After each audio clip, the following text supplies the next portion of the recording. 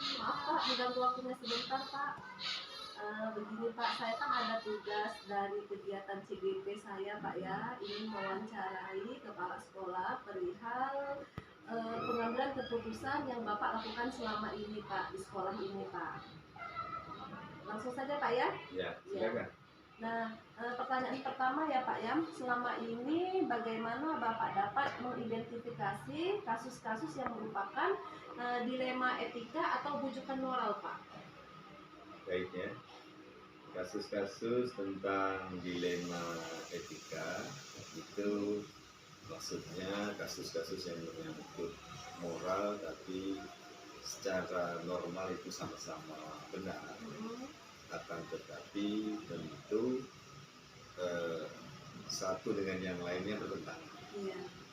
Sedangkan rujukan moral itu kasus-kasus yang menyangkut antara yang benar ada yang salah, dan itu harus kita putuskan untuk pengambilan keputusan dalam rangka penyelesaian. Nah, selama ini bagaimana Bapak menjalankan pengambilan keputusan di sekolah, terutama untuk kasus-kasus di mana ada dua kepentingan yang sama-sama benar dan sama-sama mengandung nilai kebajikan, Pak?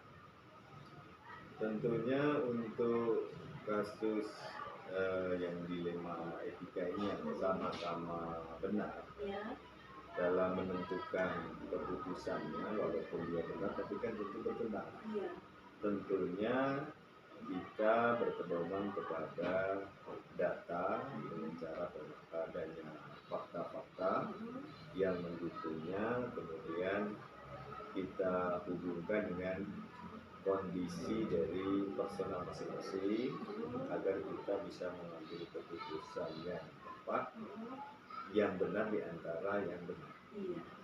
Nah, dan langkah-langkah atau prosedur apa saja yang biasa Bapak lakukan untuk mengatasi kasus-kasus yang dihadapi, Pak? Nah, prosedurnya ya seperti saya sampaikan di awal sedikit tadi, bahwa untuk mengambil satu keputusan kita sangat penting berdasarkan data.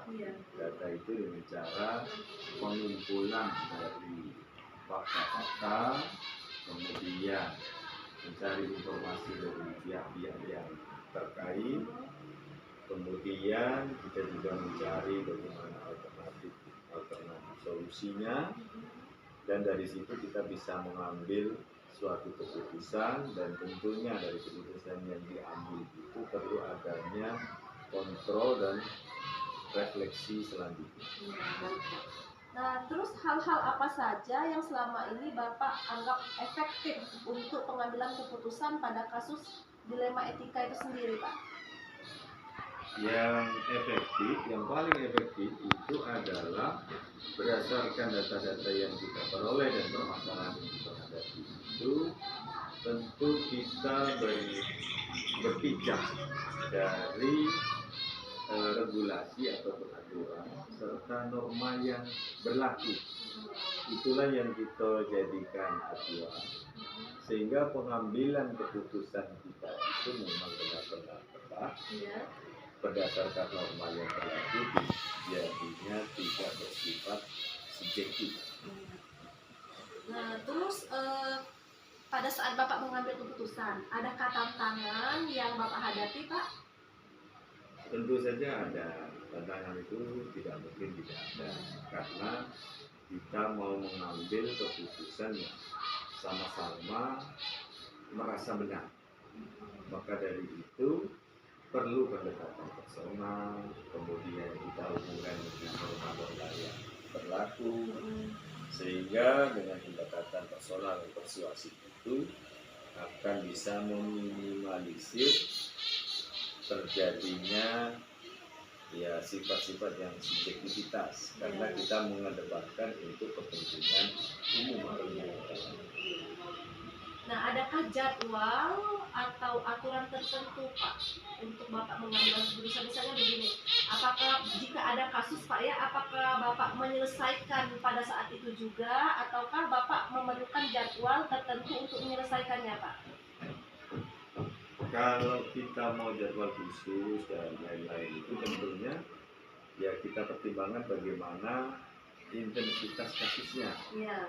Kalau kasusnya memang ringan, ya kita selesaikan pada saat itu supaya tidak berlarut.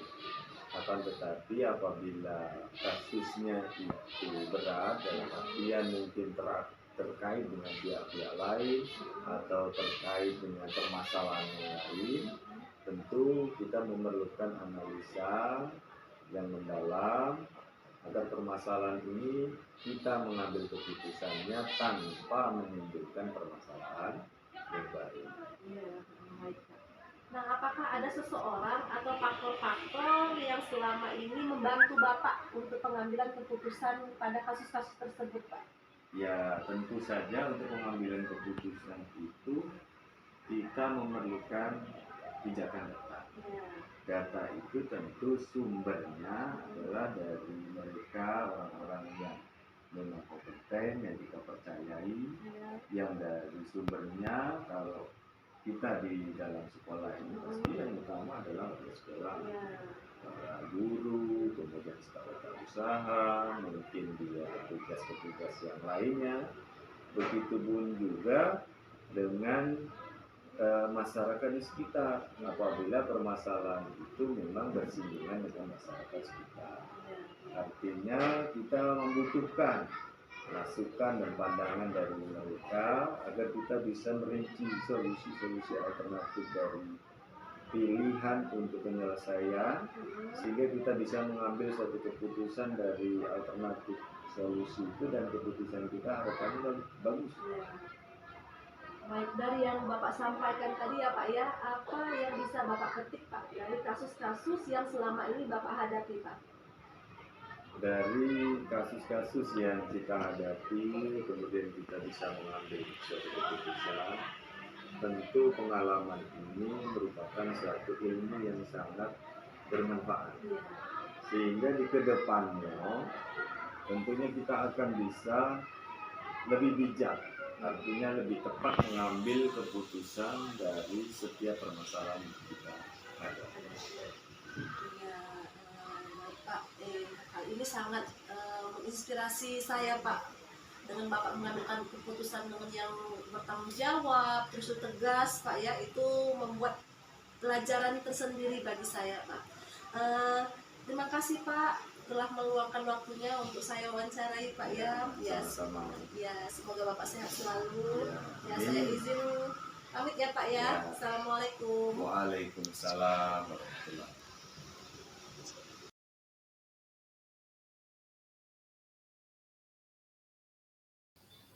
Assalamualaikum Bu, maaf mengganggu waktunya sebentar Bu. Waalaikumsalam, tidak apa-apa Bu, silakan. Begini Bu, saya ada tugas untuk mewawancarai kepala sekolah terkait tentang pengambilan keputusan yang selama ini Ibu lakukan. Boleh, silakan Bu Yulia. Saya ada beberapa pertanyaan Bu yang harus Ibu jawab. Ya, insya Allah saya akan menjawabnya.